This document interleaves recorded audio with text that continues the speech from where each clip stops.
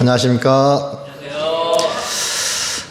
이렇게 또 구전 날짜에도 불구하고 성경 아카데미에 나와주셔서 감사드립니다. 같이 인사하겠습니다. 돌아보면서 사랑합니다.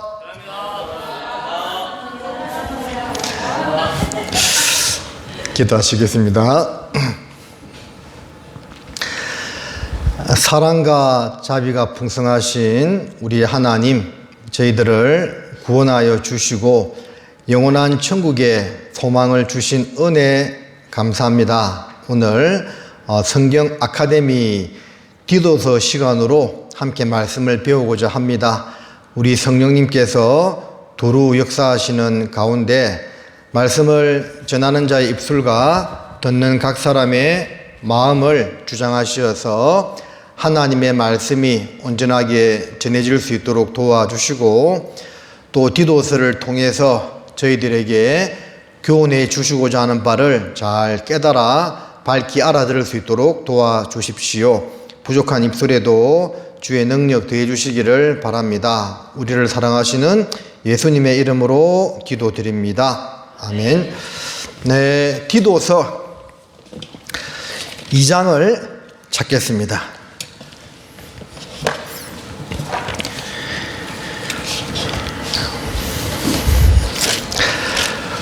신약 성경 349쪽 정도 되겠습니다. 디도서 2장 11절로 14절까지의 말씀을 찾으셨으면 천천히 같이 읽겠습니다. 모든 사람에게 구원을 주시는 하나님의 은혜가 나타나 우리를 양육하시되 경건치 않은 것과 이 세상 정욕을 다 버리고 근신함과 의로움과 경건함으로 이 세상에 살고 복스러운 소망과 우리의 크신 하나님 구주 예수 그리스도의 영광이 나타나심을 기다리게 하셨으니 그가 우리를 대신하여 자신을 주심은 모든 불법에서 우리를 구속하시고 우리를 깨끗하게 하사 선한 일에 열심하는 친백성이 되게 하려 하심이니라. 디도서는 3장으로 이루어져 있는 짧은 성경입니다. 그래서 이 절수를 다 대보면 46절까지밖에 되지 않습니다. 마태복음 5장 한 장이 48장까지 있다는 것을 생각해 보면 이 3장을 다 합해도 46절밖에 되지 않으니까 어떤 성경에 한 장보다도 짧은 성경이다라고 이렇게 할 수 있지만, 그러나 이 디도서 안에 담겨 있는 내용은 아주 중요한 내용들을 담고 있습니다. 3장이기 때문에 왠지 빨리 끝날 것 같지요. 그래서 오늘은 내일 또 주계수양에 가시는 분들도 있고 해가지고 어지간하면 1시간 반 안에 마치도록 해보겠습니다. 마르틴 루터는 말하기를 이 디도서에 대해서 복음의 정수를, 복음의 정확한 진리를 담고 있고 그리스도인의 삶의 실천 교리를 정확하게 알려주는 성경이다 라고 이렇게 이야기를 했습니다. 기자는 사도 바울입니다. 그래서 바울이라고 이렇게 1장 1절에 밝히고 있고 바울이 쓴 옥중 서신도 있지만 또 일명 바울이 기록한 목회 서신이라고 일컬어지는 성경이 3개 있는데 그것이 디모데, 전서, 후서 그리고 디도서 이렇게 3개를 목회 서신이다라고도 이야기를 합니다. 물론 이제 목회자들에게 준 성경이기도 하지만 모든 성도들에게 공히 또 주시고 교훈받을 수 있는 내용을 담고 있습니다. 기록 연대는 살펴보니까 대략 64년에서 66년도에 기록했다라고 이렇게 보여지고 있습니다. 함께 읽은 말씀은 이 디도서의 핵심 요절이라고 할 수가 있습니다. 그래서 이 보면 구원이 모든 사람에게 주시는 것이고 또 그 구원받은 사람들을 하나님이 양육하심으로 세상 합당치 못한 것을 다 버리게 하고 또 우리 예수님께서 바로 하나님이심을 밝히고 있고 우리를 구원하신 목적이 선한 일에 이르지만은 친백성을 삼기 위해서다라는 그런 내용을 담고 있습니다. 이제 기록 목적을 좀 살펴보면 1장 5절을 좀 보시면 이런 말씀이 있습니다. 내가 너를 그레데에 떨어뜨려 둔 이유는 부족한 일을 바로잡고 나의 명한대로 각 성의 장로들을 세우게 하려 함이니, 이 사도행전을 읽어보면 바울이 그레데 섬을 들렀다는 기록은 없어요. 나중에 이제 로마를 가는 그 일정에 이 그레데 섬을 이제 거쳐갔다는 그런 이제 기록은 남아있지만 1차, 2차, 3차 선교 여행 중에는 이 그레데 섬에 들러서 뭐 복음을 전했다는 그런 기록은 없습니다. 그런데 어쨌든 이 그레데 섬에도 복음이 전해졌고 구원받은 성도들이 생겨나고 또 교회가 탄생하게 되었습니다. 그런데 이 교회 안에 뭔가 유대인들의 잘못된 율법 그리고 좀 잘못된 교리가 들어오게 되었던 것 같아요. 그래서 이제 그런 잘못된 것을 바로잡고 교회 일꾼들을 이제 장로와 감독들, 교회 일꾼들이죠. 교회 일꾼들을 세우게 하기 위한 목적으로 이 디도를 그레데에 떨어뜨려 두었다라고 이렇게 말씀을 하고 있습니다.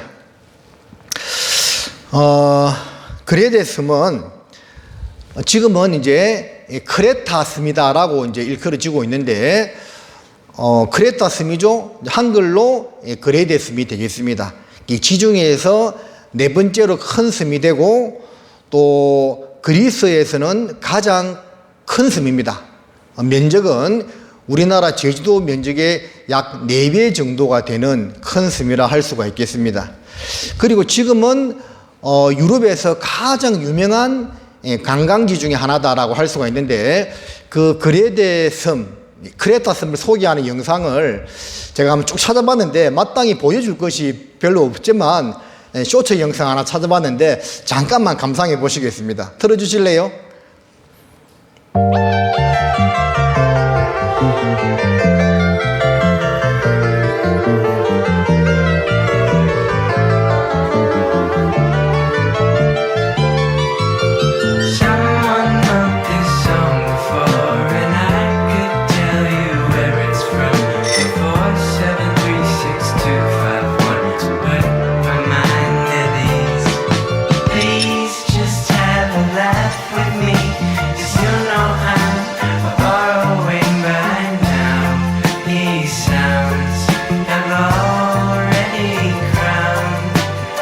끝입니다. 그래서 많은 사람들이 이렇게 한 번쯤은 꼭 가고 싶어하는 유럽에 있는 그런 여행지다라고 이렇게 알려져 있습니다. 대충 봐도 좋아 보이죠, 그죠? 예. 그래서 우리가 갈 수는 없지만 영상으로 한번 봤습니다. 자, 이 그레데 섬 이제 성경에 나오는 게 몇 군데 있는데 한번 찾아보겠습니다. 사도행전 28장입니다. 자, 항상 드리는 말씀이지만 성경 아카데미는 성경을 좀 깊이 배우는 시간이기 때문에 성경 말씀을 많이 찾을 수밖에 없습니다. 28장 1절에 보면 바울의 이제 로마행의 사건이죠. 우리가 구원을 얻은 후에 안적 그 섬은 멜리데라 하더라. 그래서 바울이 멜리데, 오늘날 몰타라고 하는 섬에 이제 도달하게 됩니다. 자, 거기서 이제 후한 대접을 받고 이제 떠나게 되는데, 뒤에 1절 읽었죠, 제가. 뒤에 이제 12절 말씀을 좀 보겠습니다. 거기 섬에 있다가 떠나게 되는데 11절부터 보면, 석 달 후에 그 섬에서 가동한 알렉산드리아 배를 우리가 타고 떠나니 그 배 기호는 디오스구로라. 수라대사에 대고 사흘 있다가 거기서 둘러가서 레기온에 이르러 하루를 지난 후 남풍이 일어나므로 이튿날 보디올이 이르러 거기서 형제를 만나 저희의 청함을 받아 이래를 함께 유하다가 로마로 가니라. 그리고 이제 여기 21절을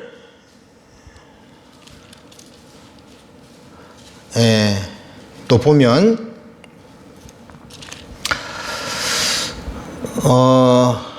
죄송합니다. 이게 이제 이 바울의 로마 행에서 이제 잠깐 나왔다는 그런 언급이 있는데 여기 이제 놔두고요.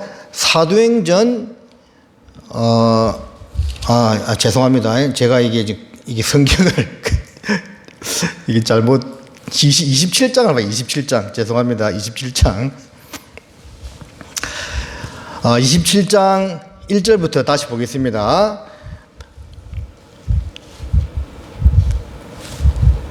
우리의 배 타고 이달리아로 갈 일이 작정되매 바울과 다른 제수 몇 사람을 아고사도대의 백부장 율리오라는 사람에게 맡기니 하면서 이제 로마행으로 이제 가게 됩니다. 그러다가 이제 이 7절을 보면 배가 드디가 여러 날 만에 간신 리도 맞은편에 이르러 풍세가 더 허락지 아니하므로 살몬의 앞을 지나 그레데 해안을 의지하고 행선하여 그래서 이제 바울이 로마로 가던 중에 멜리데 섬에 도착해서 이제 있다가 가게 되는데 그 가는 가운데 큰 유라굴로라는 풍랑을 만나게 되죠.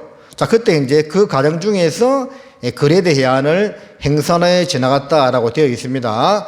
여기 또 12절 말씀을 잠깐 보면 그 항구가 가동하기에 불편하므로 거기서 떠나 아무쪼록 베닉스에 가서 가동하지 않은 자가 더 많으니 베닉스는 그레데 항구라 한편은 동북을 한편은 동남을 향하였더라. 그래서 여기도 이제 그레네 항구다라는 이 기록이 나오죠. 13절에 보면 남풍이 순하게 불매에 저희가 득이한 줄 알고 닷을 감아 그레데 해변을 가까이 하고 행선하더니 해서 이렇게 요 크레타 섬 주변을 쭉 행선해서 가다가 큰 강풍을 이제 만나게 되는 겁니다. 21절을 보면 여러 사람이 오래 먹지 못하였음에 바울이 가운데 서서 말하되 여러분이여 내 말을 듣고 그레데에서 떠나지 아니하여 이 타격과 손상을 면하였으면 좋을 뻔하였느니라 해서 이제 바울의 로마행 중에서 이 크레타 섬을 거쳐갔다는 이런 기록이 몇 번 등장을 하고 있습니다. 자, 이때 뭐 복음을 전했다라 하긴 좀 보기 어렵고요. 그 전에 이제 복음이 이쪽에 전해지지 않았나라고도 생각됩니다. 사도행전 2장을 잠깐 보시겠습니다.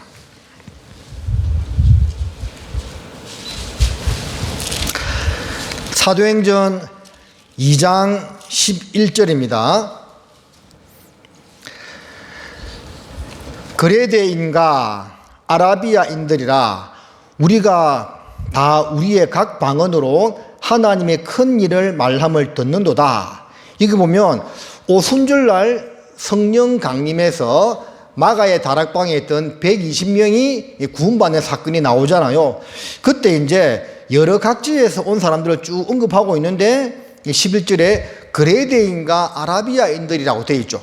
아마 이때 이 그레데에서 온 사람들이 일부 구원을 받게 되고 그들이 자기 고향으로 돌아가서 복음을 전하는 가운데 교회가 세워졌다라고 이렇게 추측되고 있습니다. 자, 신약 성경에 나오는 그레데 섬에 대한 몇 군데 기록을 찾아보았고요. 그리고 구약을 잠깐 보겠습니다. 예레미야 47장입니다.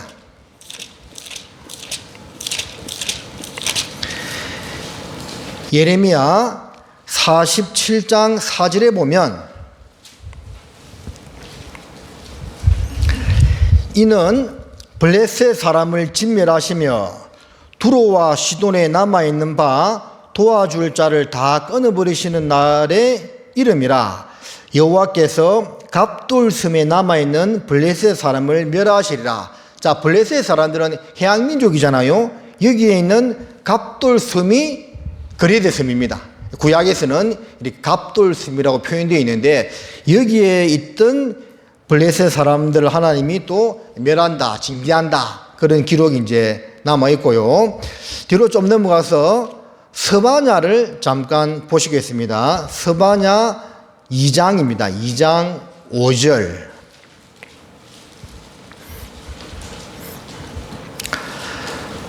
스바냐 2장 5절. 구약성경 1307쪽 정도 되겠습니다. 해변 금인 그렛 족속에게 하 있을진저 블레셋 사람의 땅 가나안아 여호와의 말이 너희를 치나니 내가 너를 멸하여 거민이 없게 하리라. 여기서 보면 그렛 족속이 나오죠. 이 그렛 족속이 그레데인들을 가리키고 있습니다. 그래서 구약에서는 갑돌 또는 그렛 이렇게 표현되고 있는데 다 신약의 그레데 지역 사람들을 가리키고 있습니다. 근데 나와 있는 표현들 보니까 별로 좋게 평가를 하고 있지 않죠. 자, 심판받고 징계받고 그런 모습으로 이제 나와 있습니다. 다시 오늘 본문으로 돌아가 보겠습니다. 돌아가서 1장 12절에 보면 이렇게 표현하고 있죠. 그레데인 중에 어떤 선지자가 말하되 그레데인들은 항상 거짓말장이며 악한 짐승이며 배만 위하는 게으름쟁이라 하니 이 증거가 합당하도다 참되도다. 그래서 이 그레데 사람들은 자연 환경이 너무 좋고 살기가 좋아서 그런지 이렇게 게으르고 어떤 육신에 푹 빠져 있는 육신을 즐기는 막 그런 사람들이 많았던 모양입니다. 그래서 구약에 대한 평가도 어떤 하나님의 징계에 대한 모습으로 그려져 있고 신약에 대한 평가도 이 그레데인들을 가리킬 때 거짓말장이고 악한 짐승으로 비교하고 있고 배만 위하는 게으름장이로 이렇게 표현하고 있는 것을 보면 좀 게으르고 육신적인 것을 되게 추구하는 그런 이제 사람들이었다고 볼 수가 있습니다. 어쨌든 그런 사람들 가운데서도 복음이 전해지고 몇몇 사람들이 구원받음으로 교회가 탄생되었는데 그 교회의 잘못된 것을 바로잡고 일꾼들을 세우기 위해서 이 디도를 보내었다 그 말입니다. 우리가 바울의 영적 아들이라고 생각하면 보통 디모데만 생각을 합니다. 그렇죠? 근데 이 디도도 바울의 귀한 동력자, 영적 아들 중에 한 명이라고 볼 수가 있습니다. 그래서 디도라는 단어를 쭉 검색해 보니까 성경에 여러 번 나와요. 자, 다 찾아볼 수는 없고 몇 군데만 찾아보겠습니다. 고린도 후서, 오늘 본문은 잡아 놓으시고 이제 뒤로 넘어가겠습니다. 고린도 후서 2장입니다. 2장 12절에 내가 그리스도의 복음을 위하여 드로아의 이름에 주 안에서 문이 내게 열렸으되 내가 내 형제 디도를 만나지 못함으로 내 심령이 편치 못하여 저희를 작별하고 마게도냐로 갔노라. 자, 바울이 복음을 전하는 가운데 트로이를 가리키죠. 아시아에 있는 그 해변 도시를 가리킵니다. 거기에 이르렀을 때 주 안에서 문이 내게 열렸다. 즉 복음을 전할 수 있는 문이 열렸다 그 말이죠. 그런데 디도를 만나지 못함으로 마음이 좋지 못해가지고 거기서 떠나서 마게도냐로 갔다고 되어 있습니다. 그러니까 복음을 전할 수 있는 은혜의 문이 열렸음에도 불구하고 이 디도를 만나지 못해서 그걸 포기하고 이렇게 마게도냐로 건너갈 정도라고 되어 있으니까 이 디도라는 인물이 바울에게서는 아주 중요한 사람이었다는 것을 알 수가 있습니다. 뭔가 디도를 만나서 좋은 소식을 듣고 교제해야 되는데 그걸 하지 못하니까 이 복음을 전하는 기회도 저버리고 갔다고 이렇게 표현되어 있는 것을 보면 바울에게 있어서는 디모데 못지않은 꼭 필요한 사역자, 동력자라는 것을 알 수가 있습니다. 자, 그 뒤에 또 7장을 잠깐 보시겠습니다. 고린도 후서에 특히 많이 언급되고 있는데 7장 5절에 보면 우리가 마게도냐에 이르렀을 때에 우리 육체가 편치 못하고 사방으로 환난을 당하여 밖으로는 다툼이요 안으로는 두려움이라. 자, 마게도냐는 어디라고 했습니까? 지금 그리스의 북부 지방이라고 했죠. 그 마게도냐에 있던 교회들이 어떤 교회가 있다고 했습니까? 그때 마게도냐 지역에 세워진 교회가 빌립보 교회, 데살로니가 교회, 이런 교회들이 마게도니아에 세워진 교회들이었습니다. 자, 거기에 이르렀는데 육체가 편치 못하고 안팎으로 많은 환난과 어려움을 당했다라고 되어 있습니다. 자, 그런데 6절에 그러나 비천한 자들을 위로하시는 하나님이 디도의 오므로 우리를 위로하셨으니, 복음을 전하다가 많은 어려움을 당했는데 이 디도를 만나서 크게 위로를 받았다고 되어 있죠. 자, 이럴 때 이제 디도란 사람에 대해서 생각을 해본다면, 디도는 바울의 어떤 귀한 동력자일 뿐만 아니라 형제 자매들을 만나서 크게 위로해주는 꼭 이 교회 가운데 필요한 사람이었다는 것을 또 알 수가 있겠습니다. 옆에 8장도 한번 보겠습니다. 계속 등장을 해요. 8장 16절에도 보면 너희를 위하여 같은 간절함을 디도의 마음에도 주시는 하나님께 감사하노니. 그래서 이 디도는 또 이 바울의 어떤 일을 돕는 자로서 교회에 파송되었고, 그 교회에 파송되면서 그들에게 간절한 마음을 심어주고 또 불러일으켜 주었던 그런 인물이라는 것을 알 수가 있고요. 한 장만, 두 장만 넘겨가지고 고린도후서 12장 18절도 잠깐 보겠습니다. 12장 18절도 이 말씀은 같이 읽겠습니다. 내가 디도를 권하고 함께 한 형제를 보내었으니 디도가 너희의 일을 취하더냐? 우리가 동일한 성령으로 행하지 아니하더냐? 동일한 보조로 하지 아니하더냐? 자, 이 말씀에서 우리가 동일한 성령과 보조로 행한다, 교회와 함께 움직인다, 그런 이제 말씀을 할 때 찾는 구절인데, 여기서 디도가 나오죠. 디도를 권하고, 이런 말씀 보면 디도는 교회의 명령에 그대로 순종을 하고 또 교회의 뜻을 고린도 교인들에게 그대로 전해 주었고, 또 뭔가 깨끗한 양심을 가졌던, 순수했던 그런 인물이라는 것을 역시 알 수가 있겠습니다. 이런 이제 사람이 교회 가운데 있었기 때문에 초창기에 복음이 전해질 때 많은 도움을 받을 수가 있었고, 또 이러한 사람들이 오늘날까지도 계속 이어진다라고 생각을 하고 있고요. 우리 각자가 이런 사람이 될 수 있어야 된다라고 봅니다.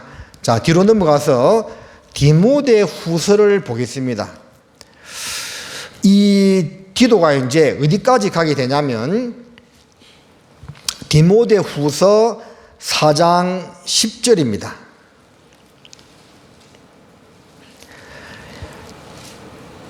데마는 이 세상을 사랑하여 나를 버리고 데살로니가로 갔고, 그레스게는 갈라디아로, 디도는 달마디아로 갔고라고 되어 있죠. 대주되죠. 이 마지막 판에 데마는 8부 능선까지는 잘 함께 하다가 마지막 9부 능선에서 이 세상을 사랑하여 데살로니가로 갔다고 되어 있습니다. 근데 끝에 나오는 디도는 달마디아로 갔다고 되어 있죠. 디도는 세상으로 간 것이 아니고 이 바울의 어떤 명을 받고 달마디아에까지 가서 복음을 전했다, 그 말입니다. 이 달마디아가 지금의 어디냐면 유럽의 동유럽에 있는 크로아티아가 이 달마디아입니다. 그래서 디도는 이 바울의 선교 여행 중에 함께하면서 바울을 돕다가 마지막에는 현재 크로아티아에까지 가서 복음을 전하다가 아마 자기의 삶을 거기서 마무리하지 않았을까라고 이렇게 보여집니다. 자, 본문 디도서 1장으로 다시 갑니다. 1장 4절. 같은 믿음을 따라 된 나의 참아들 디도에게 편지하노니. 자, 바울의 영적 아들은 우리가 디모데만 생각을 하고 있는데 이 말씀에서는 디도도 이야기하고 있죠. 나의 참 아들 디도라고 이야기하고 있습니다. 하나님 아버지와 그리스도 예수 우리 구주로조차 은혜와 평강이 내게 있을저다 라고 디도에게 인사말을 하고 있습니다. 아마 디모데처럼 젊은 나이에 바울을 통해서 구원을 받게 되고 또 바울의 선교 여행에 함께하면서 많은 도움을 주었던 디도, 그리고 교회에 어려움이 있을 때 바울은 특별히 디도를 보내어서 고린도 교회도 디도를 보내고 요 그레데 교회도 디도를 보내어서 그 어려움을 해결하게 했던 그런 인물이라고 할 수가 있습니다. 우리 교회 안에서 어떤 쉽게 말하면 해결사, 소방관 그런 역할을 했던 인물이 아닌가라고도 생각되어집니다. 자, 디도서는 3장으로 이루어져 있지만 여기에 특별히 많이 나오는 단어가 있는데 그게 바로 선입니다. 선, 착할 선. 자, 찾아봅시다. 디도서 1장. 자, 몇 군데 나오는가 한번 찾아보겠습니다. 오직 나그네를 대접하며 선을 좋아하며 라고 되어 있죠. 자, 선 한번 동그라미 쳐보면 좋을 것 같습니다. 1장 8절에 선이 나옵니다. 그리고 1장 16절에도 보면 저희가 하나님을 시인하나 행위로는 부인하니 가증한 자요 복종치 아니하는 자요 모든 선한 일을 버리는 자니라. 이게도 선이 나오죠. 자, 2번 나옵니다. 2장 3절을 보겠습니다. 늙은 여자로는 이와 같이 행실이 거룩하며 참소치 말며 많은 술의 종이 되지 말며 선한 것을 가르치는 자들이 되고 또 선이 또 등장하죠. 동그라미. 5절에 근신하며 순진하며 집안일을 하며 선하며 또 선이 나오죠. 동그라미 5번. 그리고 2장 7절에 범사에 내 자신으로 선한 일을 본을 보여. 그게 늙은 여자들, 젊은 여자들, 젊은 남자들에게 주는 그 말씀에서도 이 선이 계속 등장하죠. 선. 그리고 2장 10절입니다. 떼어 먹지 말고 종들에게 준 말씀인데 오직 선한 충성을 다하게 하라. 선이 또 나오지요. 2장 14절에 우리가 잘 아는 선한 일에 열심하는 친백성, 선 동그라미. 3장 1절에도 너는 저희로 하여금 정사와 건세 잡은 자들에게 복종하며 순종하며 모든 선한 일, 선이 또 나옵니다. 3장 8절에 이 말이 미쁘도다. 원컨대 내가 이 여러 것에 대하여 굳세게 말하라. 이는 하나님을 믿는 자들로 하여금 조심하여 선한 일을 힘쓰게 하려 함이라. 선. 그래서 이 짧은 3개의 성경으로 이루어져 있는 3개 장으로 이루어져 있는 이 디도서에 선이라는 단어가 무려 9번 등장합니다. 여기 14절 보면 또 우리 사람들도 열매 없는 자가 되지 않게 하기 위하여 필요한 것을 예비하는 좋은 일에 힘쓰기를 배우게 하라. 사실 여기도 좋은 것이 선한 거죠.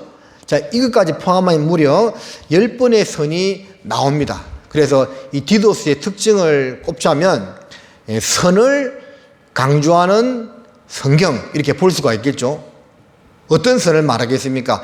하나님 보실 때 선을 말하고 있는 것이겠죠.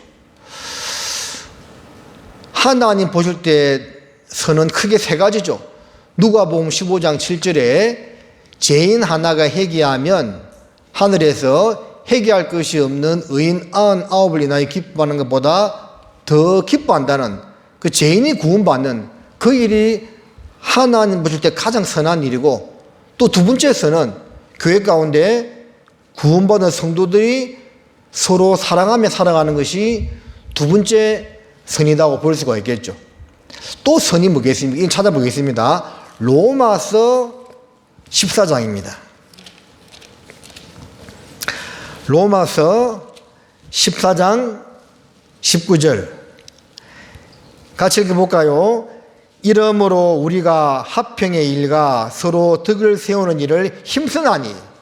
자, 이거 말고도 물론 더 꼽을 수 있겠지만 제가 준비하는 가운데 하나님 보실 때 큰 선을 3개 꼽으라면 영혼을 건지는 일, 구원받은 성도끼리 서로 사랑하는 것, 그리고 교회 안에서 화평의 일과 서로 덕을 세우는 일, 이것이 바로 하나님 보실 때 큰 선 3가지다라고 생각이 들어서 잠깐 정리해 봤습니다. 자, 그러면 이제 디도서로 돌아와 가지고 각 장을 통해서 교훈 받을 수 있는 것들 몇 가지 생각해 보도록 하겠습니다.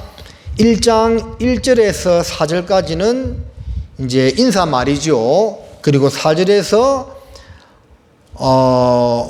9절까지는 이제 디도의 어떤 사역에 대한 말씀이고 10절부터 16절까지는 교회 안에 잘못된 그 내용들이 뭔가를 말씀하고 있는 그런 내용입니다. 자, 1장 1절 보겠습니다.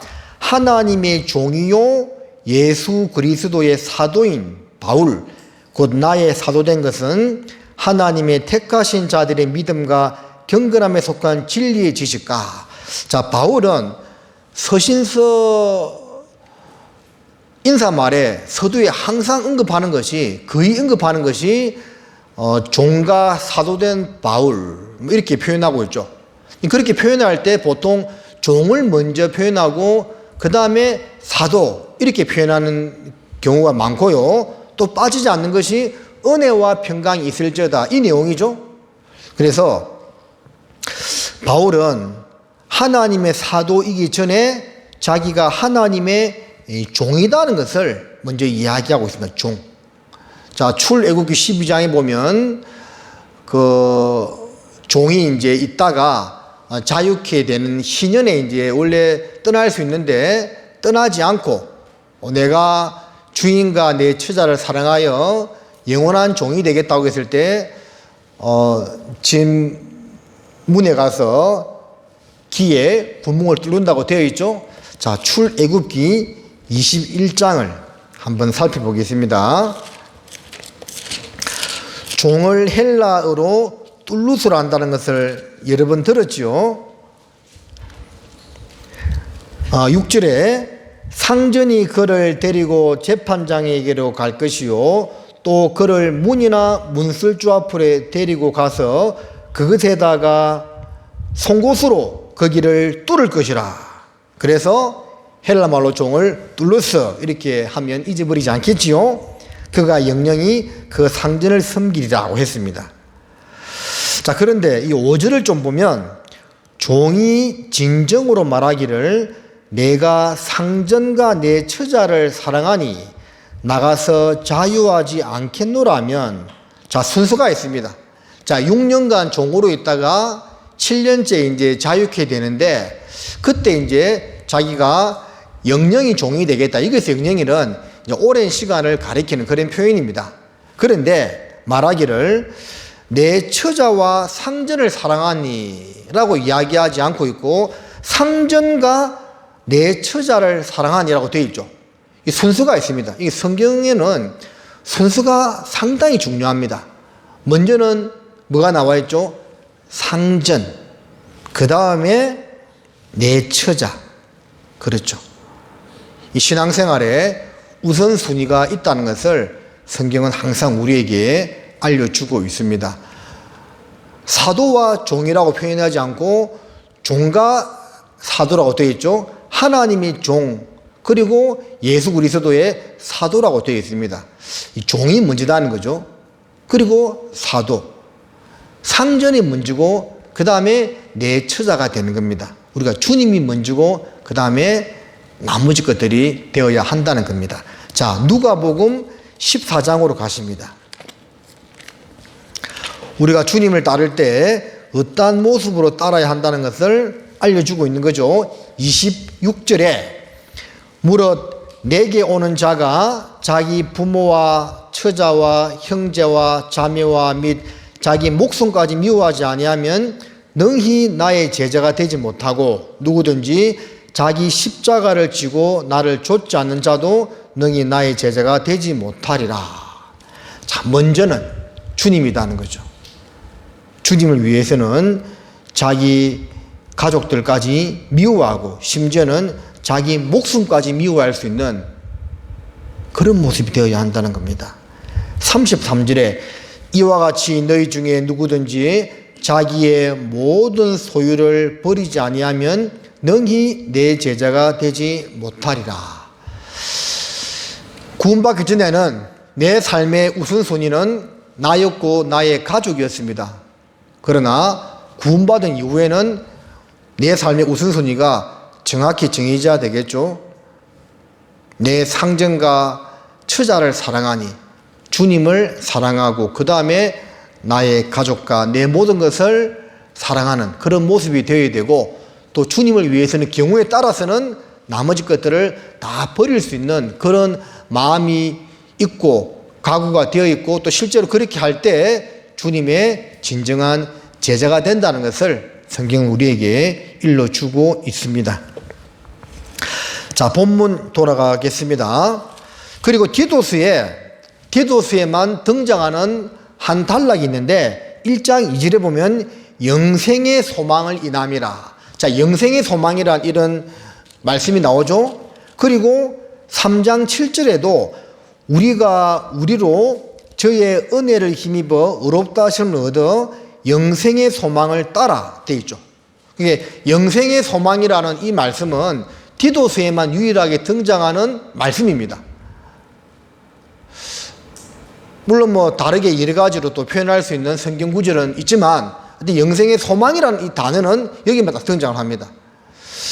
그 영생의 소망이 있기 때문에 우리가 이 땅을 힘있게 살아갈 수가 있는 것이고, 크고 작은 여러 가지 시험과 고난을 당한다 하더라도 이 영생의 소망이 있기 때문에 참고 견디고 나아갈 수가 있는 거죠.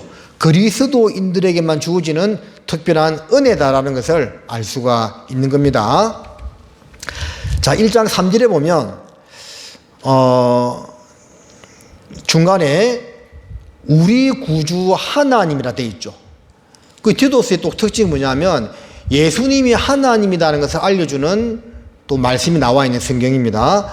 3절 중간에는 우리 구주 하나님, 4절 중간에는 그리스도 예수 우리 구주 되어 있죠. 같은 말이죠. 우리 구주 하나님이나 그리스도 예수 우리 구주나 같은 거죠. 바로 이제 예수님이 하나님이라는 것을 알려주는 그런 말씀이죠. 예, 다르게 표현되어 있지만 같은 동격이죠. 우리 구주 하나님, 그리스도 예수 우리 구주, 바로 예수님이 하나님이고 두 분이 다 우리의 구세주다는 것을 말씀하고 있는 성경이 되겠습니다. 그리고 2장 13절에 보면 복스러운 소망과 우리의 크신 하나님 구주 예수 그리스도라 되어 있죠. 자, 이 성경 구절을 통해서 예수 그리스도가 바로 하나님이라는 것을 또 밝히 알 수 있는 성경 구절입니다. 여러분들 신약 성경에 예수 그리스도가 하나님이라는 그런 직접적인 성경 구절은 몇 군데 나오죠. 이런 것도 좀 기억해 놓으면 좋습니다. 왜냐하면 몇몇 이단 종파에서는 예수는 하나님의 아들인 것은 맞다. 예수는 하나님이 창조한 첫 번째 피조물이다. 그렇게 이야기하고 예수님을 하나님으로 인정하지 않는 그런 이제 종파들도 있죠. 대표적으로 여호와 증인. 우리가 그런 사람들을 만날 리가 별로 없겠지만 혹 이제 만나게 되더라도 이런 정확한 성경 구절, 로마서 9장 5절, 또 디도서 2장 13절, 고린도후서 13장 13절 이런 성경을 보여주면 빼도 박도 못하게 예수님이 하나님인 것을 밝히고 있기 때문에 좀 기억해 주면 필요한 성경 구절이다라고 할 수가 있겠습니다. 반면에 성령이 하나님이라는 직접적인 성경 구절은 없습니다. 그런데 성령이 하나님이라는 것을 또 증거하는 그런 내용들은 여러 번 있죠. 사도행전 5장에 아나니아 삽비라 사건에서 처음에는 성령이라 되어 있고 두 번째는 하나님을 쏘겠다 같이 표현하고 있거든요. 그런 구절이 이제 성령이 하나님이라는 걸 알 수가 있고, 고린도전서 2장 10절 말씀에서도 성령은 모든 것을 하나님의 깊은 것을 통달하신다라는 그런 성경 구절을 통해서도 성령이 곧 하나님이라는 것을 알 수가 있는 겁니다. 자, 그리고 5절 말씀을 이제 다시 돌아가 보겠습니다. 디도서 1장 5절. 내가 너를 그레데에 떨어뜨려 둔 이유는 부족한 일을 바로잡고 나의 명함대로 각 성의 장로들을 세우게 하려 함이니. 자, 이 표현이 참 멋있죠. 너를 그레데에 떨어뜨려 두었다. 하나님이 디도를 그레데에 떨어뜨려 둔 겁니다. 바울이란 사람을 통해서 떨어뜨려 둔 이유는 뭐라고요? 거기에 부족한 일, 잘못된 것을 바로잡고 교회 일꾼들을 세우기 위해서 디도를 그레데에 떨어뜨려 놓았다라고 말씀을 하고 있습니다. 자, 이 말씀은 우리한테 교훈해 주는 바가 크다고 생각합니다. 하나님은 디도를 그레데 섬에 떨어뜨려 놓았습니다. 그렇다면 나라는 존재는 하나님이 이 나주교회에 왜 떨어뜨려 놓았을까요? 나라는 사람은 왜 이 나주에 살게 하셨을까요? 나라는 사람은 왜 이 구역에 편성하게 하였을까요? 자, 그렇게 적용시켜 본다면 우리 각자가 교훈받을 게 분명히 있을 거라고 생각합니다. 나를 왜 내가 어쩌다가 나주까지 오게 되었을까요?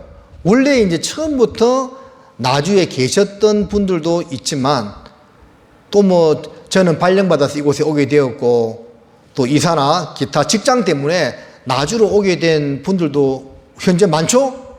그러죠? 이건 뭐 내가 5년, 10년 전에 내가 나주에 올 거라고 예상했던 것입니까? 예상 안 했겠죠? 그래서 그리스도인들에게 일어나는 모든 일이 우연이 없을진데 하나님의 어떤 인도함이 분명한데, 이번에 우리 봉사에 암송했던 것처럼 너는 범사의 그를 인정하라. 그리하면 내 길을 지도하시리라는 말씀처럼 주님께서 나를 이 나주교에 떨어뜨린 이유도 분명히 있다 그 말입니다. 왜 나를 떨어뜨려 놓았을까요?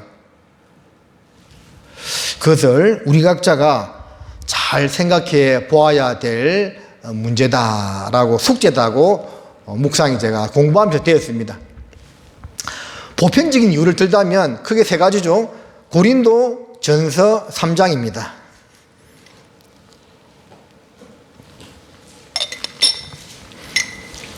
고린도 전서 3장 6절에 나는 심었고 아볼로는 물을 주었으되. 자, 고린도 지역에 바울과 아볼로를 보냈던 이유는 무엇입니까? 왜 떨어뜨려 놓았느냐? 바울은 복음을 전했습니다. 바울의 2차 선교 때 고린도 지역에 복음이 전해지고 교회가 세워졌죠. 그리고 그 이후에 아볼로가 와가지고 물을 주었습니다. 고린도 교인들을 신앙을 성장시켰습니다. 이 신학에서 이야기하고 있는 어떤 성경의 가르침 크게 두 가지는 전도와 양육이거든요. 전도를 해야 되고 또 구원받은 사람을 양육하는 거, 요 두 가지가요 양대의 축이라고 할 수가 있습니다. 전도는 하는데 양육이 안 돼. 그러면 애가 애 못 키운다는 말처럼 이게 또 한쪽이 기울어지게 되는 겁니다. 반대로 양육은 잘 하는데 전도를 하지 않는다. 그러면 이것도 문제가 되는 거죠. 그래서 이 두 개가요 50대 50의 기준을 맞추어야만 됩니다. 우리가 아무리 많은 사람을 전도하더라도 우리의 신앙이요 서 있지 못하면 그분들이 교회 붙지 못하고 거의 다 떨어져 나갑니다. 반대로 우리끼리 아무리 좋아도 전도하지 못하면 결국 고인물은 썩듯이요 합당치 않겠죠. 전도와 양육 이 두 개가 다 중요한데 바울은 고린도 교회에 복음의 씨앗을 뿌렸고 아볼로는 그렇게 구원받은 성도들을 양육하는 그 일을 했다 그 말입니다. 그러나 하나님은 자라게 하셨던 분이다고 모든 것을 하나님께 돌리고 있는 그 말씀이죠. 그래서 나를 이 지역, 이 교회, 이 직장에, 이 가정에 떨어뜨려 놓은 이유는 보편적인 것을 따졌을 때 크게 세 가지: 전도와 양육, 그리고 합평케 하는 자는 하나님의 아들이라 일컬음을 받을 것이오라는 말씀처럼 합평케 하는 일을 위해서 떨어뜨려 놓았다, 이렇게 보시면 되겠습니다. 자, 다시 이제 본문 가가지고 1장 6절에서 9절까지는 이제 장로와 감독의 기준에 대해서 말씀하고 있습니다. 이런 성경을 볼 때마다 항상 찔립니다. 이게 나와 있는 기준이 엄격해요. 그래서 이 기준에 정말 내가 맞나라는 생각이 들기도 하고, 우리 각자가 보면 부족하기 한이 없죠. 그렇지만 이 기준에 나와 있는 모습을 우리가 지향하면서 살아가는 것이 또 올바른 모습입니다. 10절과 이제 11절은 이제 그 교회 안에 들어왔던 잘못된 교사들, 거짓 교사들의 특징에 대해서 이제 이야기하고 있습니다. 그러니까 6절에서 9절까지는 교회 안에 세워져야 될 일꾼들의 자기에 대해서 이야기를 하고 있고요. 10절과 11절 말씀은 그 그레데 교회 안에 들어왔던 잘못된 사람들, 그런 거짓 교사들의 특징에 대해서 이야기하고 있는데, 한번 잘 보십니다. 첫 번째는요, 복종치 아니함. 자, 잘못된 사람들의 첫 번째 특징이요, 교회에서 뭘 하면 복종 안 해요. 딱 자기 뜻을 내세우고 항상 거스리고, 그게 첫 번째 특징입니다. 자, 두 번째는 헛된 말을 한다. 예? 헛된 말, 신앙적이지 못한 그 헛된 말을 한다고 되어 있습니다. 세 번째는 속이는 자. 자, 진실되지 않고 속이는 모습이 나타난다는 거죠. 자가 많은 중 특별히 할례당 가운데 심하니, 자, 할례당은 정통 유대인들을 말하고 있는 거죠. 자, 그 사람들 가운데서 예수님을 믿는다고 하는데 정확하게 복음을 받아들이지 못한 사람들이 그런 구습에 얽매여 가지고 이런 것을 주장하고 있었다는 말이 되는 겁니다. 그리고 11절에 보면 중간에 더러운 일을 취하려고 합당치 못한 이익을 취한다고 되어 있고, 또 다섯 번째는 마땅치 아니한 것을 가르친다라고 되어 있습니다. 그래서 이게 이제 교회 안에 들어왔던 잘못된 사람들의 특징에 대해서 이야기하고 있는데, 그레데 교회 가운데 이런 문제점이 있었다는 것을 알 수가 있고, 그것을 바로잡게 하기 위해서 디도를 보내었다라는 겁니다. 15절 보면 깨끗한 자들에게는 모든 것이 깨끗하나 더럽고 믿지 아니하는 자들에게는 아무것도 깨끗한 것이 없고 오직 저희 마음과 양심이 더러운지라. 그래서 이제 그 잘못된 사람들의 특징을 쭉 이야기하면서 여기 마음과 양심이 더럽다고 되어 있죠. 이게 무슨 말이냐면, 깨끗한 자들에게는 모든 것이 깨끗하다. 이게 좋은 마음, 정상적인 신앙관을 가지고 있는 사람한테는 모든 것이 신앙 안에서, 믿음 안에서 좋은 쪽으로 해석이 된다, 그 말입니다. 그런데 더럽고 믿지 않는 자들에게는 아무것도 깨끗한 것이 없다. 이 말은 무슨 말입니까? 뭔가 마음이 잘못되고 삐뚤어진 사람한테는 뭐든지 좋은 게 하나도 없다, 그 말입니다. 그러니까 같은 사람과 같은 일을 두고도 어떤 사람의 입장에서는 이게 좋게 해석이 되는 것이고 어떤 사람의 입장에서는 안 좋게 해석이 되는 겁니다. 그 말이 이 말이죠. 깨끗한 자들에게는, 더러운 자들에게는 다 같은 것도 다르게 해석이 된다라는 겁니다. 마태복음 11장을 잠깐 가보겠습니다. 마태복음 11장 15절 말씀을 보시면 이런 내용들이 있죠. 기 있는 자는 들을지어다. 이 세대를 무엇으로 비유할꼬? 비유컨대 아이들이 장터에 앉아 제 동물을 불러 가로되 우리가 너희를 향하여 피리를 불어도 너희가 춤추지 않고 우리가 애곡하여도 너희가 가슴을 치지 아니하였다 함과 같도다. 자, 기 있는 자는 들을지어다. 이게 들을 기가 있는 자는 들으라 그 말입니다. 피리를 불면 춤을 추고 가슴을 치면 함께 애곡해야 되는데 그 장단을 맞추지 않는다는 거죠. 따로 논다는 겁니다. 그래서 18절에 요한이 와서 먹지도 않고 마시지도 아니하며 저희가 말하기를 귀신이 들렸다 하더니 인자는 와서 먹고 마시며 말하기를 보라, 먹기를 탐하고 포도주를 즐기는 사람이요 세리와 죄인의 친구로다 하니 지혜는 그 행한 일로 인하여 옳다함을 얻느니라. 그러니까 이 유대 종교인들의 마음이요 더러워지고 잘못된 양심을 가지고 있다 보니까 같은 일에 대해서도 항상 안 좋게 평가하는 겁니다. 세례 요한은 안 먹으니까 귀신이 들렸다 이야기하고, 예수님은 먹으니까 포도주를 즐기고 세리와 죄인이 친구다 이야기하고, 뭐든지 안 좋아 보이는 겁니다. 그죠? 세례 요한에 대해서 안 좋게 평가를 했으면, 안 먹으니까 귀신이 들렸다면 먹으니까 좋게 평가해야 되잖아요. 그죠? 안 먹으면 안 먹는다고 뭐라 하고, 먹으면 먹는다고 뭐라 하고. 그러니까 이게 이 마음 자체가 지금 비틀어져 있으니까 뭐가 해도 좋게 안 보이는 겁니다. 이게 뭡니까? 우리 속담으로 말하면 우물안 개구리죠. 딱 자기가 그 시각을 가지고 바라보니까 항상 그렇게 보이는 거예요. 그래서 교회 안에서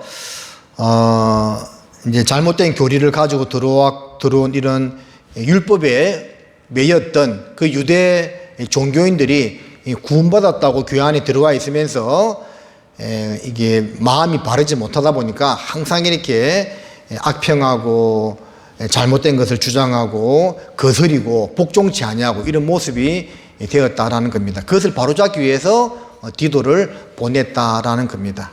그래서 우리도 교회 생활을 하면서 항상 믿음 안에서 고린도전서 13장 7절에 사랑은 모든 것을 바라며 라는 말씀처럼, 또 고린도전서 16장 15절에 너희 모든 일을 사랑으로 행하라 하는 말씀처럼요, 주님의 사랑을 가지고 앞으로 잘 될 것을 바라고 딱 이제 모든 일을 또 모든 사람을 대할 수 있는 그런 자세를 가지려고 노력해야 됩니다. 그러지 않으면요, 이게 마음이 비틀어져 있으면 아무리 뭐 말씀을 듣고 교제를 잘 해줘도요, 이 마음이 틀어져 있으면요, 이게 잘 되지 않거든요. 근데 마음이 참 바르면요, 그냥 이 성경만 읽어줘도 아멘이 되고 감사가 되거든요. 그래서 내 마음이 어떤지를 우리가 한번 잘 돌아볼 필요가 있겠습니다. 자, 이것을 좀 설명하려고 했는데 이게 보니까 이게 표시가 안 되네요. 그냥 지도상으로 좀 이제 잠깐 보겠습니다.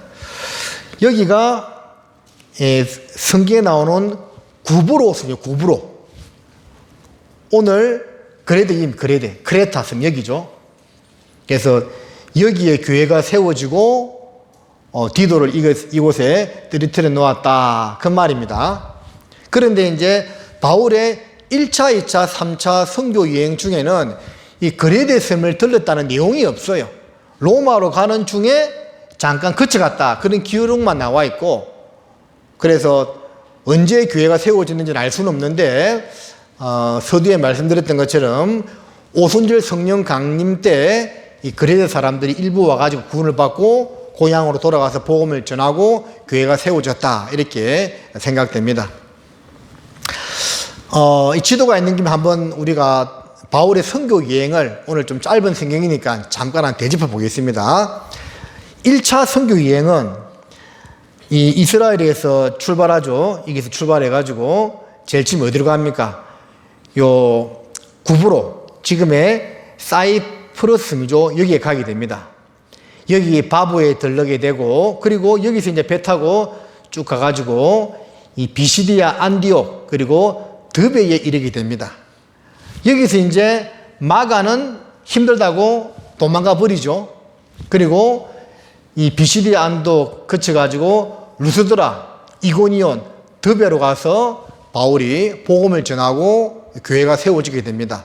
자, 루스드라에서 나면서 안진병이 된 사람을 고치면서 그 사람들이 바울과 바나바를 보고 서스와 흠에다면서 막 신으로 섬기려고 하는 그런 일이 있게 되죠. 그래서 요 지역으로 돌아와서 다시 더베, 루스드라, 이고니온을 거쳐가지고 배 타고 돌아오면서 1차 선교여행을 마치게 됩니다. 그리고 이 수리아 안디옥에 이제 돌아가게 되죠.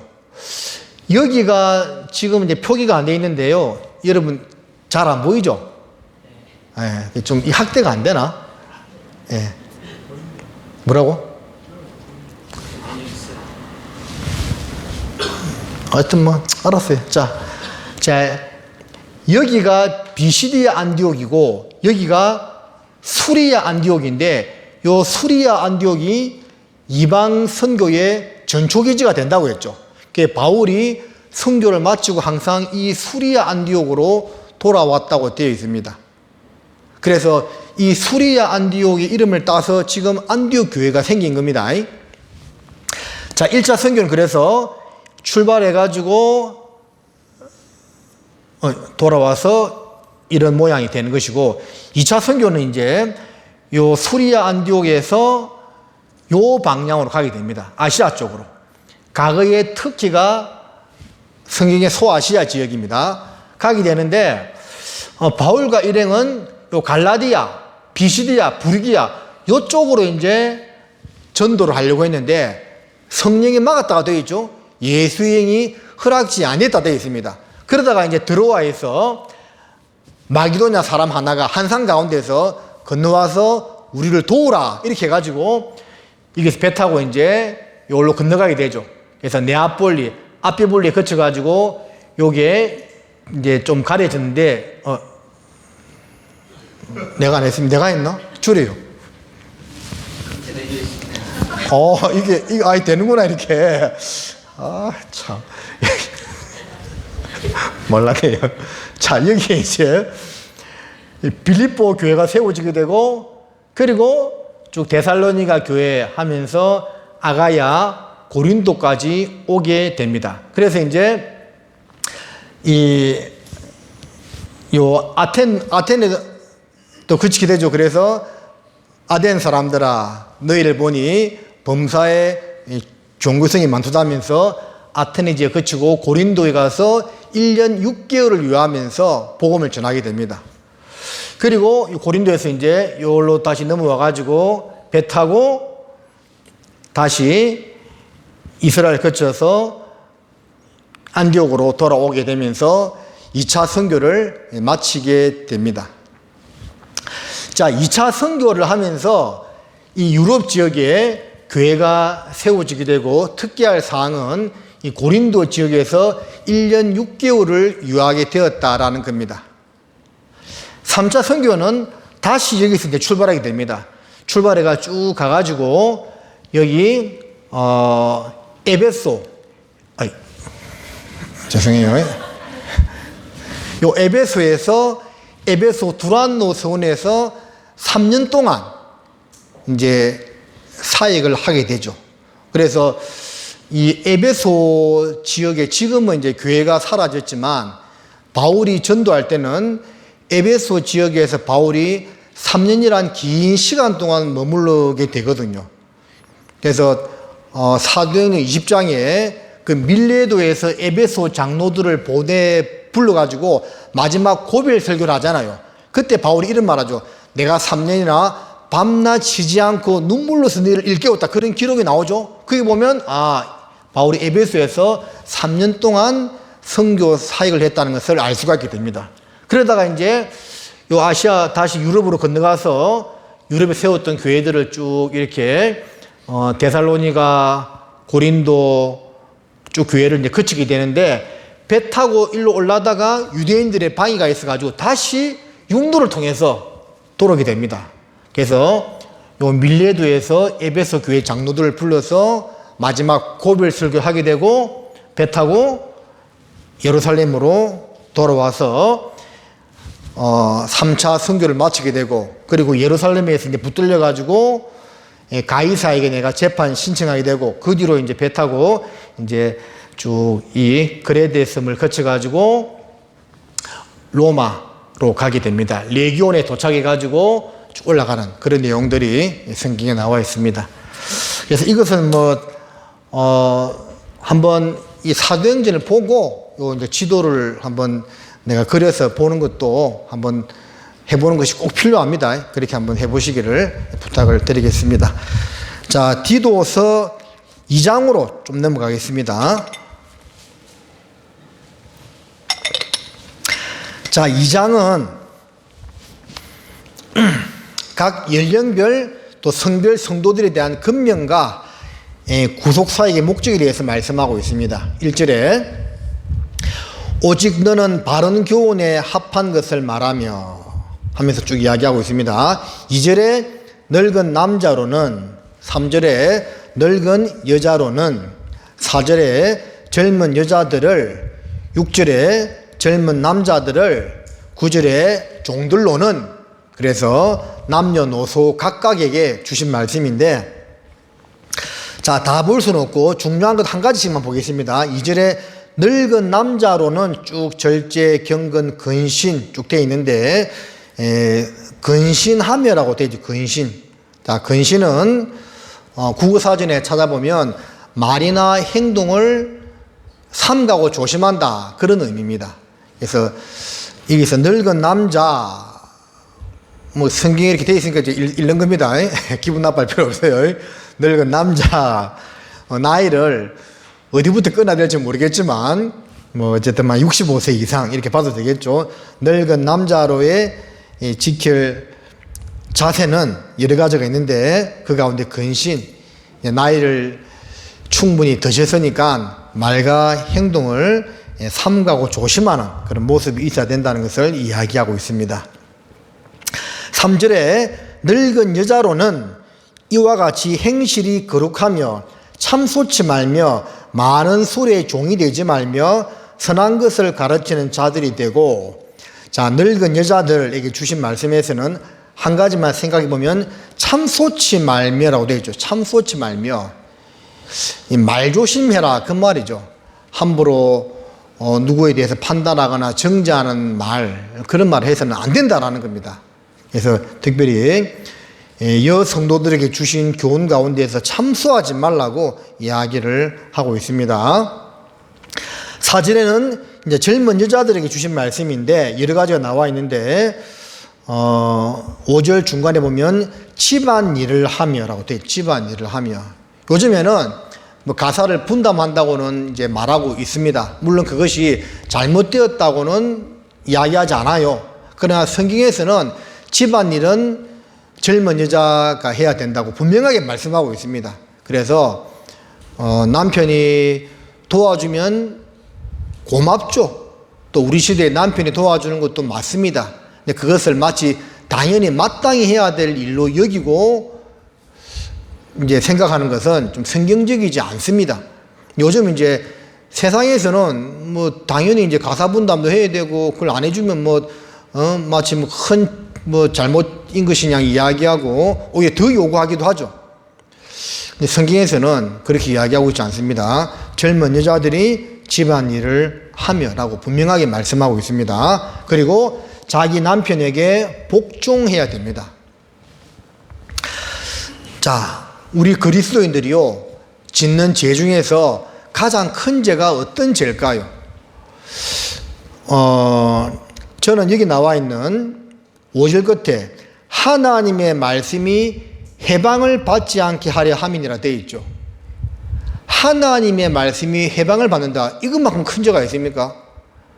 하나님 말씀이 온전하게 전해져서 죽은 영혼이 살아나야 되는데 그 말씀을 해방한다. 이것만큼 큰 죄는 없다고 되어 있습니다.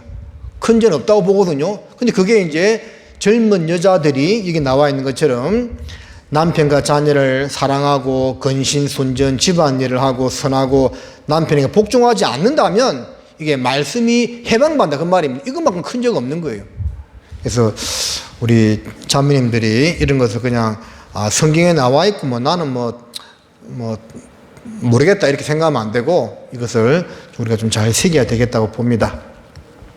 자, 6절은 이제 젊은 남자에게 준 말씀인데 한 가지만 본다면 8절 중간에 바른 말을 하게 하라고 되어 있죠. 바른 말. 젊은 남자들은 특별히 성경을 쭉 읽고 배우는 가운데 올바른 신앙적 가치관을 가져야 된다고 봅니다. 그래서 뭐가 옳고 그른지를 정확히 분별할 수 있어야 됩니다. 결국 교회는요, 형제들이 신앙이 올바르게 서지 아니하면 교회 성장은 쉽지 않거든요. 그 형제들의 신앙이 바로 선다는 것은 그 중에 하나가 뭡니까? 바른 말을 하는 겁니다. 이게 바른 말이 이렇게 그 세상적인 그런 기준이 말을 하는 것이 아니고요. 성경을 잘 배우고 묵상하고 읽고 하는 가운데서 올바른 신앙적 가치관, 뭐가 옳고 그른지를 정확히 알고 그것을 이야기할 수 있는 그런 이제 기준을 가져야 된다라는 겁니다. 그래야만 교회가 성장하는데 이 형제님들이 그런 신앙적 가치관을 가지지 못하면 이게 자매들이 아무리 신앙이 좋아도요, 교회가 성장하기는 쉽지 않다고 성경은 우리에게 말씀하고 있습니다. 자, 9절은 이제 종들에게 주는 권면인데 오늘날 종은 없죠. 종은 없지만 이제 직장에서 상하 관계 또는 교회든지 직장이든지 가정에서든지 상하 관계가 성립되는 모든 어떤 부분에 주신 말씀이다 이렇게 보아도 될 것 같습니다. 자, 9절 중간에 끝에 이런 말씀이 있죠. 거스려 말하지 말며.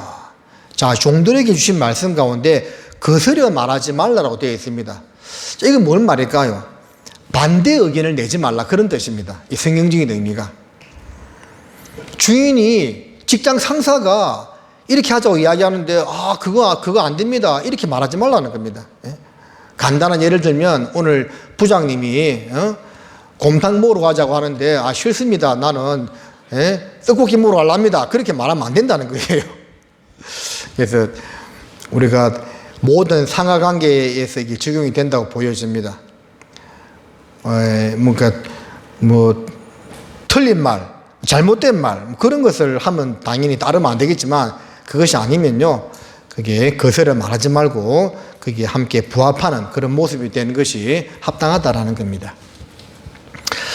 자, 11절로 14절은 디도스 핵심 요절이라고 할 수가 있습니다. 앞에서 말씀드렸던 전도와 양육에 대한 거죠. 그래서 11절에 모든 사람에게 구원을 주시는 하나님의 은혜가 나타나. 자, 모든 사람입니다. 하나님은 모든 사람이 구원을 받으며 진리를 아는 데 이르기를 원하신다는 것처럼 하나님은 모든 사람에게 구원을 주십니다. 물론 이 말은 모든 사람이 구원 받는다는 건 아니죠. 모든 사람들에게 주님의 은혜가 끼쳐지는데 그걸 듣고 받아들인 자에게 구원의 은혜가 임하겠죠. 12절에 우리를 양육하시되, 그래서 그 은혜를 받아들인 사람이 교회 안에서 양육이 되는 겁니다. 경건치 않은 것과 이 세상 정욕을 다 버리고 근신함과 의로움과 경건함으로 이 세상에 살고 라고 쭉 이제 말씀하고 있습니다. 그리고 13절은 예수 그리스도가 바로 하나님과 동격이라는 것을 알려주는 말씀이고요. 14절에 그가 우리를 대신하여 자신을 주심은 모든 불법에서 우리를 구속하시고 우리를 깨끗하게 하사 선한 일에 열심하는 친백성이 되게 하려 하심이니라. 주님께서 우리를 구원하신 목적에 대해서 분명하게 말씀하고 있습니다. 단순히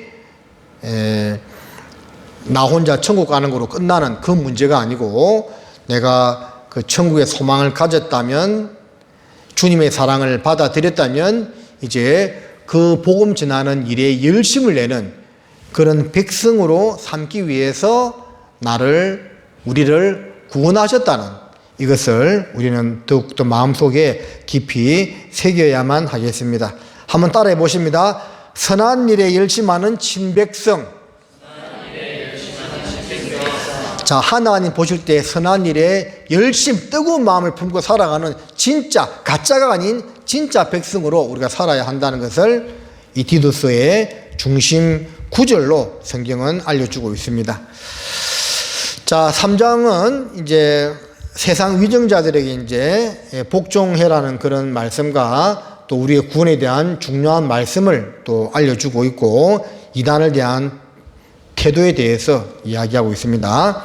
3장 1절에 너는 저희로 하여금 그 정사와 건세 잡은 자들에게 복종하며 순종하며 모든 선한 일 행하기를 예비하게 하며, 여기서 이제 정사와 건세 잡은 자들, 세상 정사와 건세 잡은 자들 이렇게 일단 봐야 되겠죠. 자, 거기에 이제 복종 순종하고 또 교회 가운데에서도 세워진 질서에 복종 순종해라, 이런 말씀으로 보아도 되겠습니다. 모든 건세는 하나님의 정하신 바라고 말씀하고 있죠. 그것을 거스리지 말라고 말씀하고 있습니다.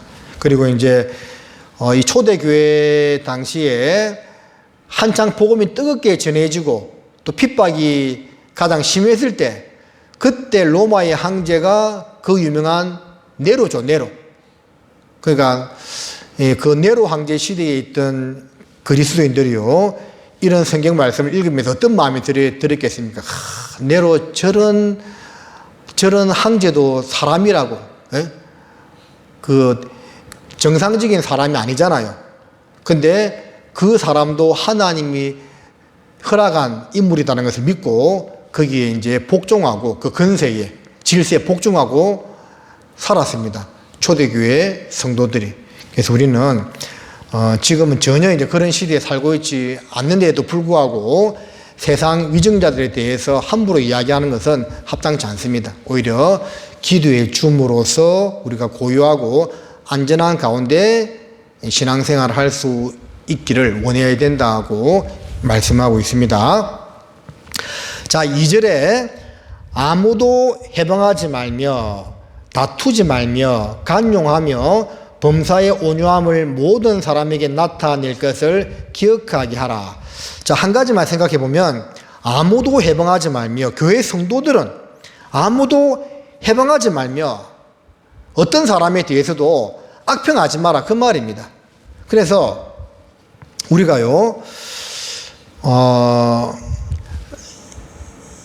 이 사람에 대해서 막 이야기하기를 정말 조심해야 됩니다. 내 마음에 그 사람에 대해서 좋은 말을 하고 싶지 않으면 아예 말을 안 하는 것이 좋습니다. 예. 자, 마태복음 7장 보겠습니다. 마태복음 7장.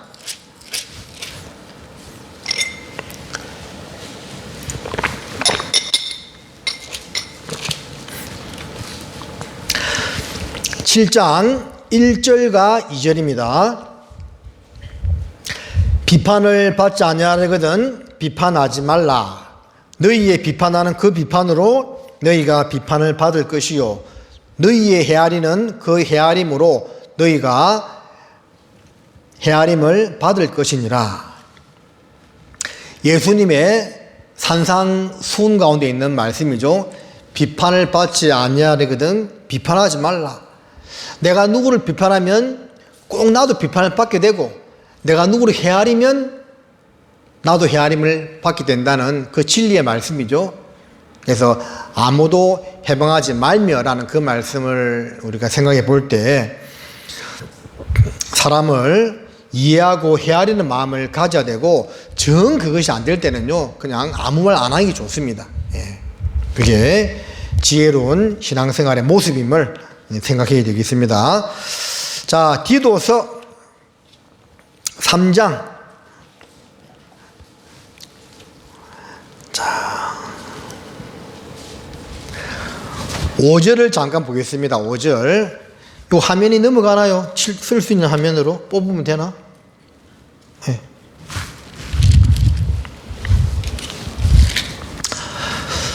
자,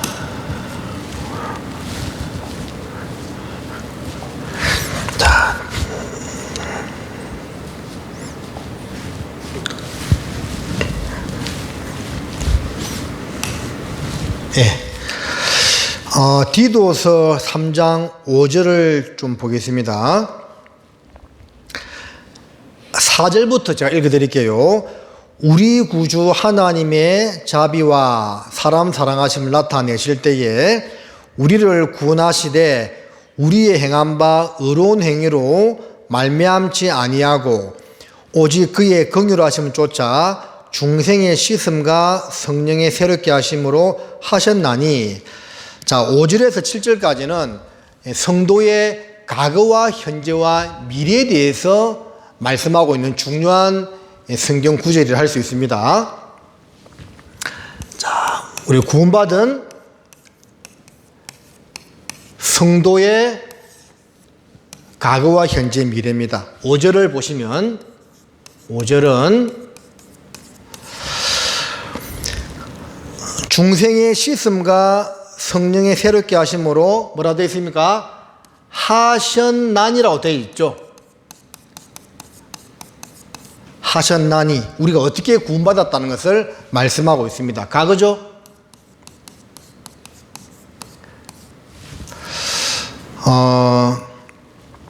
이것은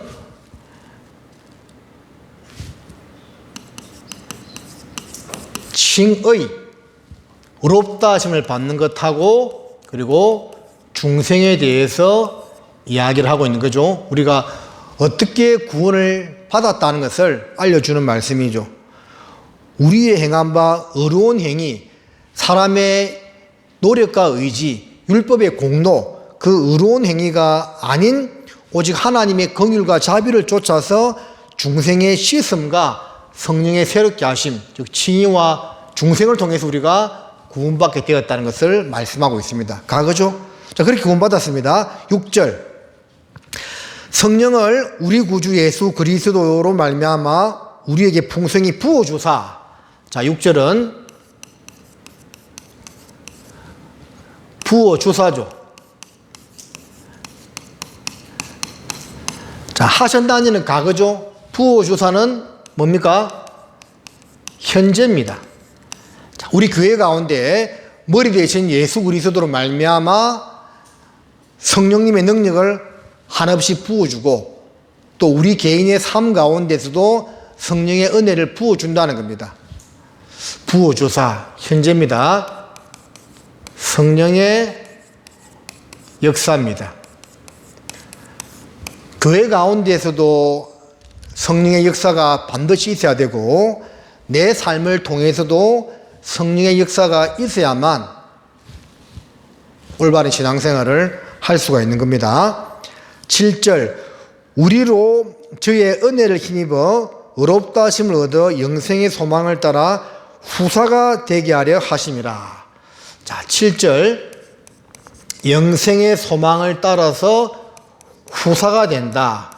자, 우리가 구원을 받았고 또 우리를 통해서 많은 새로운 영혼들이 태어나고 결국 천국에서 영원한 삶을 누리게 된다는 거죠.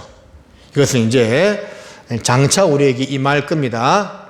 주님의 재림 때 이루어질 그런 모습이라고 할 수가 있습니다.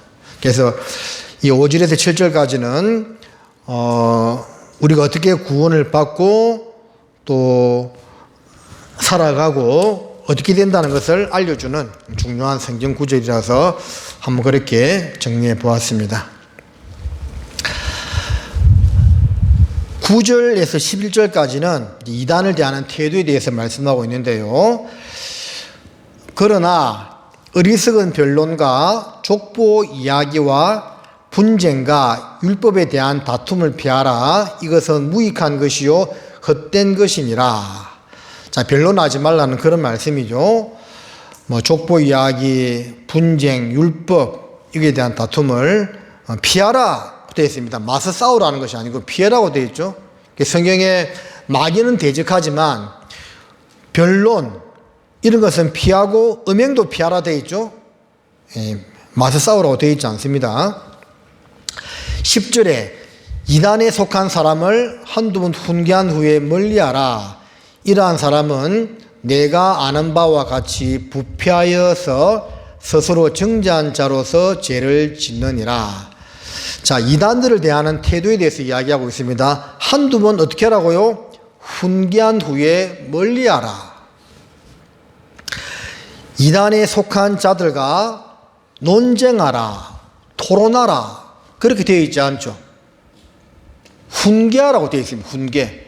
잘못하면 이단에 속한 사람 만나서 뭐가 옳고 그리 나면서 막 서로 토론을 부릴 수 있거든요. 성경 그렇게 하지 말라고 되어 있습니다.